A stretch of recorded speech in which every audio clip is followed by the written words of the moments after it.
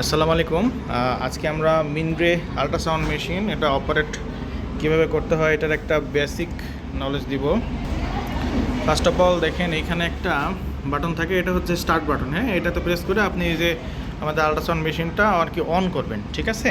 তারপরে সেকেন্ড কাজ হচ্ছে আপনি একটা পেশেন্টের আল্ট্রা করতেছেন, তো এই পেশেন্ট বাটনটাতে ক্লিক দিলে এরকম দেখেন একটা চলে আসবে, মানে ফর্ম চলে আসবে। আপনি সেইখানে আপনার পেশেন্টের ওই যে নাম, তারপরে হচ্ছে জেন্ডার, এজ, এগুলো দিয়ে ওকে দিয়ে ক্লিক করবেন। হ্যাঁ, তারপরে এই যে আমরা ছবিগুলো যে সেভ করবে এরপরে এগুলো সব হচ্ছে আমার ওই পেশেন্টের নামে সেভ হবে। আচ্ছা, এরপরে নেক্সট হচ্ছে আমার প্রপ সিলেকশন।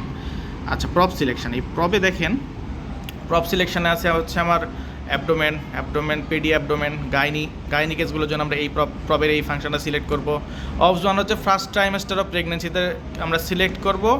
অপস 2 অ্যান্ড 3 হচ্ছে সেকেন্ড অ্যান্ড থার্ড ট্রাইমেস্টারের ক্ষেত্রে আমরা সিলেক্ট করব। ওকে, আচ্ছা, এখানে আমরা যেটা করব সেটা সিলেক্ট করব। এরপরে ধরে নেন আমরা হচ্ছে আল্ট্রা করার পরে আমরা বিভিন্ন রকম পিকচার নিব, আর তারপরে হচ্ছে আমরা কার্সার দিয়ে দেখেন ধরে নেন আপনি হচ্ছে একটা এরকম আমরা একটা পিকচার নিয়ে আসছি, ঠিক আছে। পিকচার নিয়ে আসছি, এখন এইটা হচ্ছে আমরা মেজার করব। কথার কথা মেজার করব। তাহলে মেজারটা কী করে করব দেখেন, এখানে যদি আমাদের স্পেসিফিক প্রপ সিলেক্ট করেন তাহলে মেজার দিলে চলে আসবে right kidney, left kidney, liver, এরকম চলে আসবে। আর আপনি যদি নিজে নিজে করতে চান তাহলে ক্যালিপার নামের এই বাটনটা আছে, এই ক্যালিপার, এটাতে চাপ দিবেন।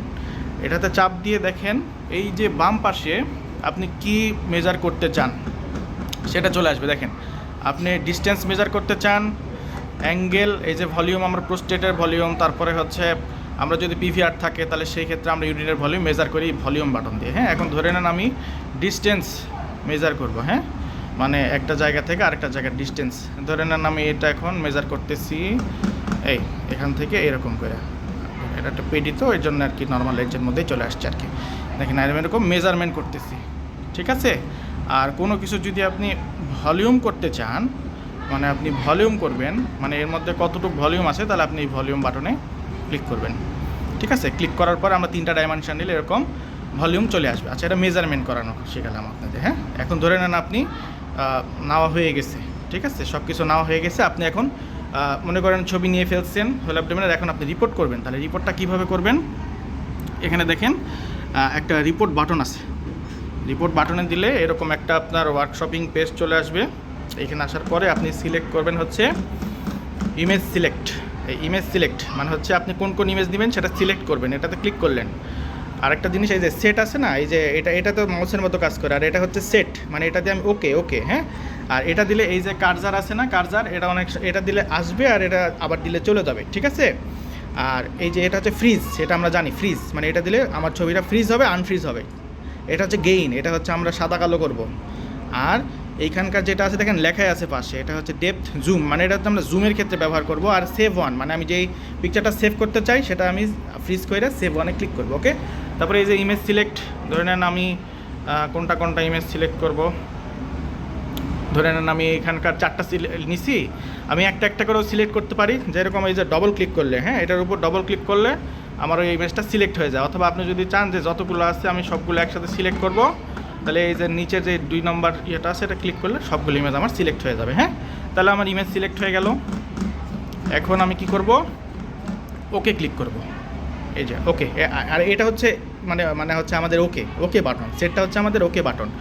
তাহলে আমরা এখানে সেট করলাম, সেট করলে আমাদের এরকম চলে আসলো। এরপরে দেখেন নিচে একটা জায়গায় লেখা আছে হচ্ছে প্রিন্ট ভিউ। এই যে দেখেন প্রিন্ট ভিউ মানে হচ্ছে প্রিন্ট করলে কীরকম আসবে সেটার একটা ভিউ চলে আসবে। তাহলে আমরা প্রিন্ট ভিউতে ক্লিক করলে চলে আসবে হচ্ছে এই যে দেখেন আপনার এরকম প্রিন্ট চলে আসবে, তাই না, এটা আসবে আপনার। তারপরে আপনি যদি এরকম এই প্রিন্ট, এই যে এখানে লেখা আছে দেখেন, ফোনটা জুম করতেছে না, এই প্রিন্টে যদি ক্লিক করেন আপনার ওই যে আমরা যে কাগজটা অ্যাড করি সেটা চলে আসবে। এটা হচ্ছে আমাদের মিনরে মেশিনের অপারেটিং কৌশল, তাই না। আচ্ছা, চলেন আপনাদের এবার আমি কয়েকটা বাটন সম্পর্কে একদম বলে দিই। হ্যাঁ, এটা হচ্ছে আমাদের মাউস, আর এই যে এটা হচ্ছে কার্সার।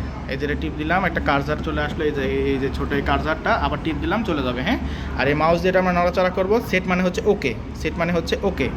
এখানে কয়েকটা মুড আছে দেখেন, এটা হচ্ছে বি মুড মানে হচ্ছে বেসিক মুড, এটা মানে হচ্ছে আমার এই যে 2D আমরা স্ক্যান করতেছি। তারপরে এম মুড, এটা হচ্ছে মোশন, মানে কোনো কিছু যদি গতি থাকে আমরা এই মোশন মুড দ্বারা গতি নির্ণয় করবো। আর কালার মানে হচ্ছে আমার কোনো জায়গায় কালার আছে কি না, মানে ব্লাড ফ্লো আছে কি না সেটা দেখার জন্য আমরা এই বাটনটা ইউজ করি। আর এটা হচ্ছে পিডব্লিউ, মানে হচ্ছে পালস আছে কি না, পালস ওয়েভ, মানে কোনো আর্টারিতে পালস আছে কি না সেটা আমরা নির্ণয় করি। হ্যাঁ, আর এটা হচ্ছে ডুয়াল, মানে আমরা কয়টা স্ক্রিনে নেব, 2টা স্ক্রিনে নিতে পারি, 4টা স্ক্রিনে নিতে পারি। আপনি 2টা টিপ দিলে 2টা স্ক্রিনে হবে, 4টা টিপ এখানে 4টা টিপ দিলে 4টা স্ক্রিনে হবে, ঠিক আছে।